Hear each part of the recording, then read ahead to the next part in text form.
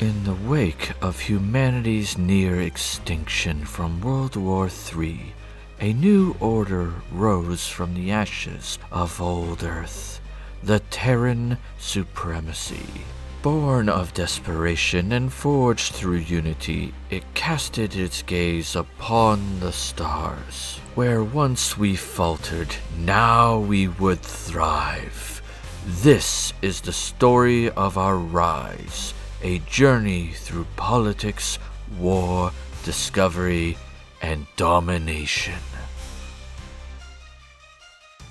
We rise not out of vengeance, but out of duty. Let the stars bear witness. Humanity will not fall again. We will walk amongst the stars not as beggars or refugees, but as masters of our destiny.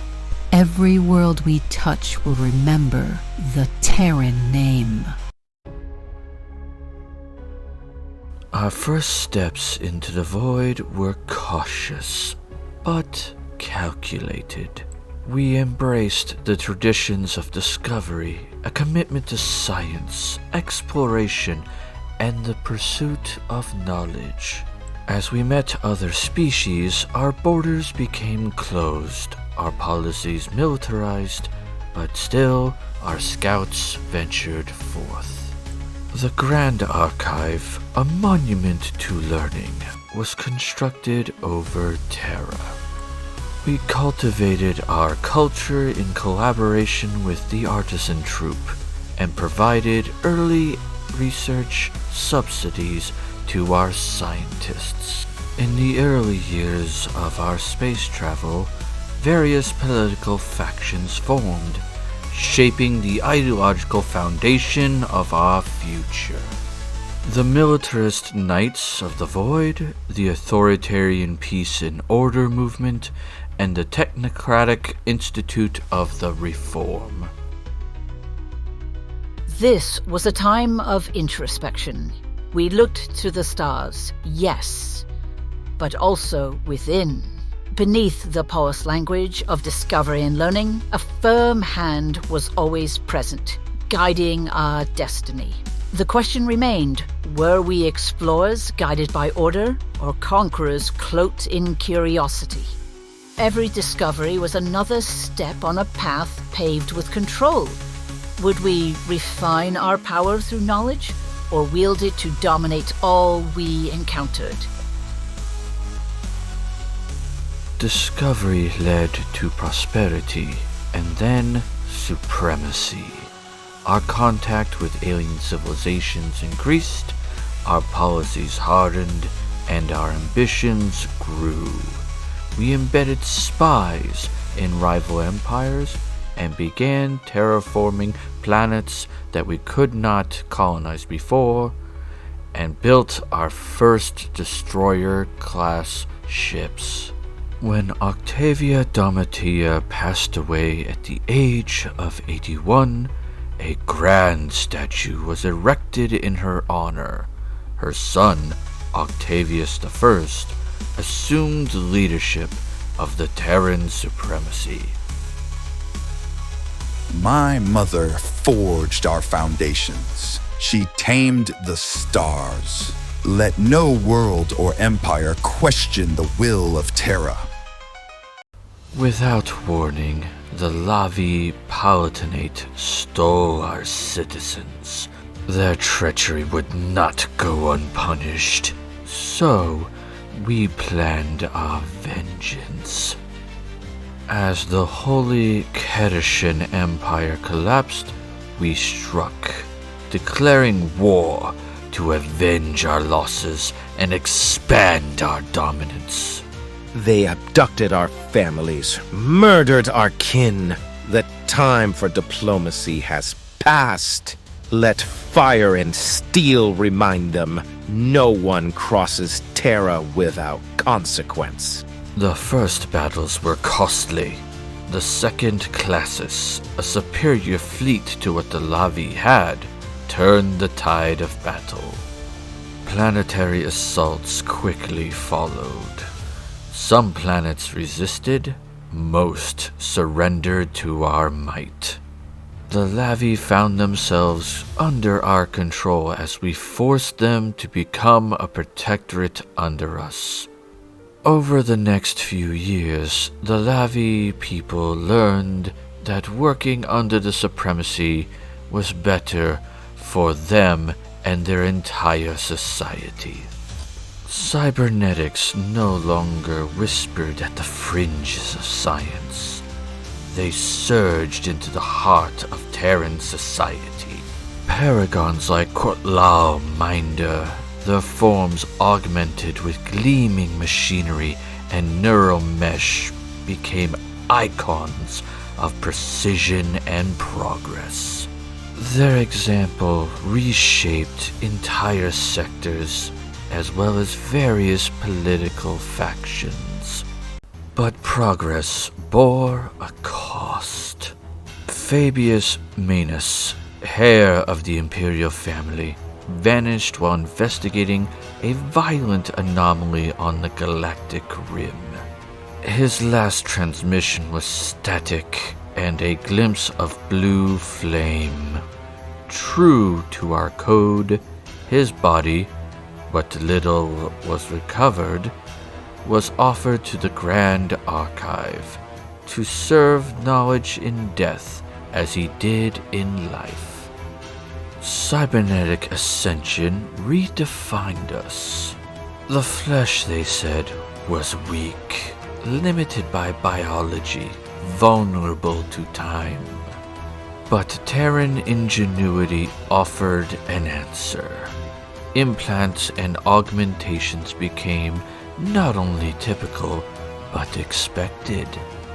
We nationalized the augmentation industry, ensuring every citizen could be improved.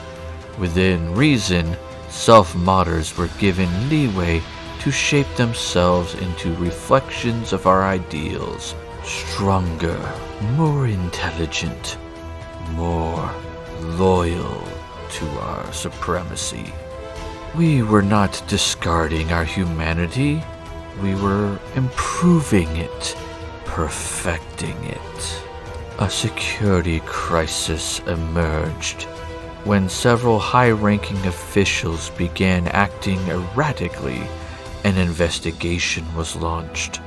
It revealed a horrifying truth. External actors had hijacked their augmentations, seizing control of their minds.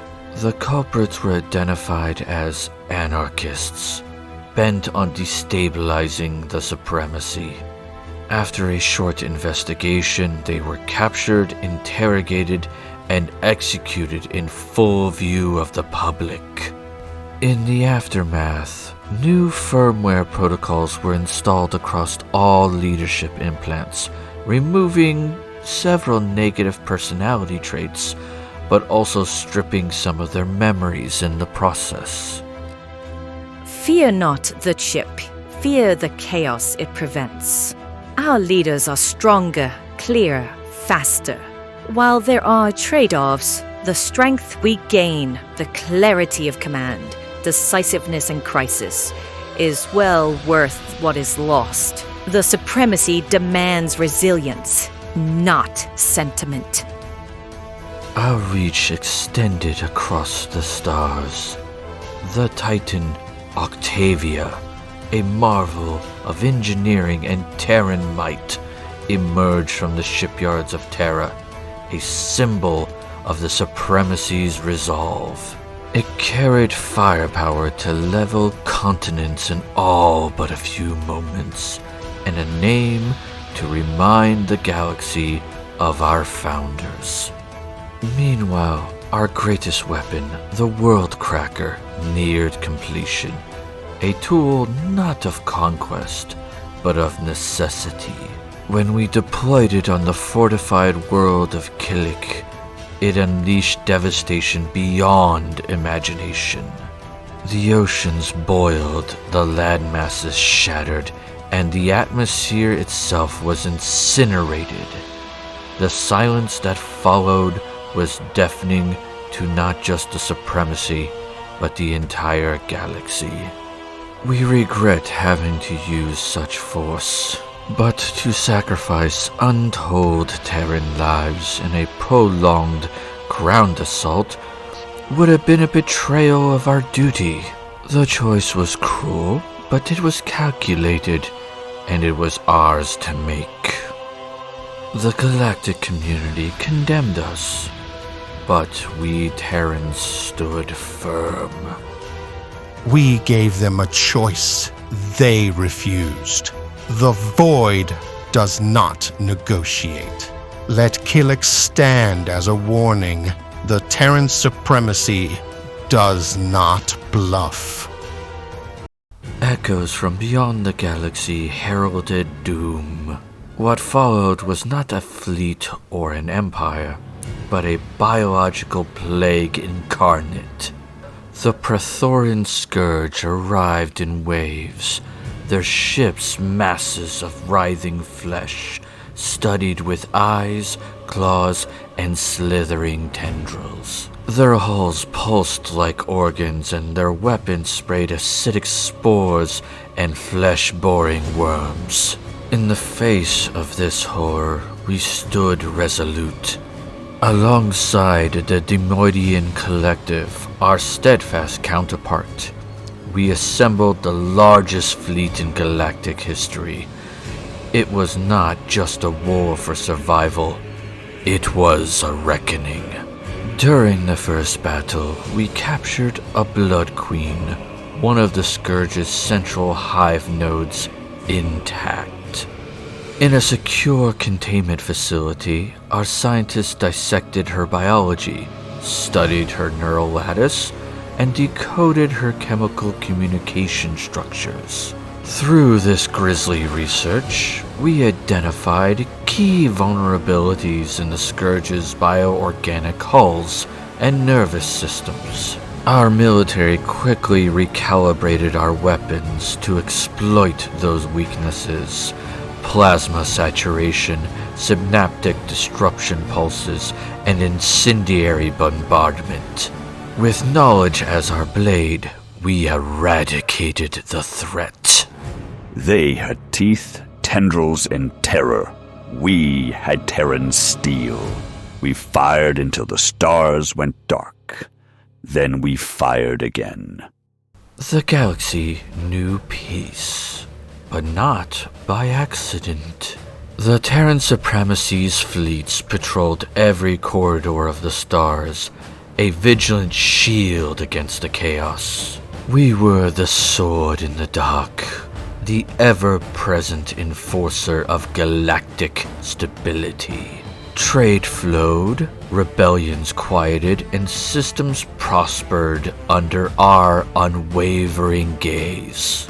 Beside us stood the Demoidian Collective, our trusted counterpart. Where we enforced, they persuaded. As diplomats and mediators, they quelled tensions before they flared.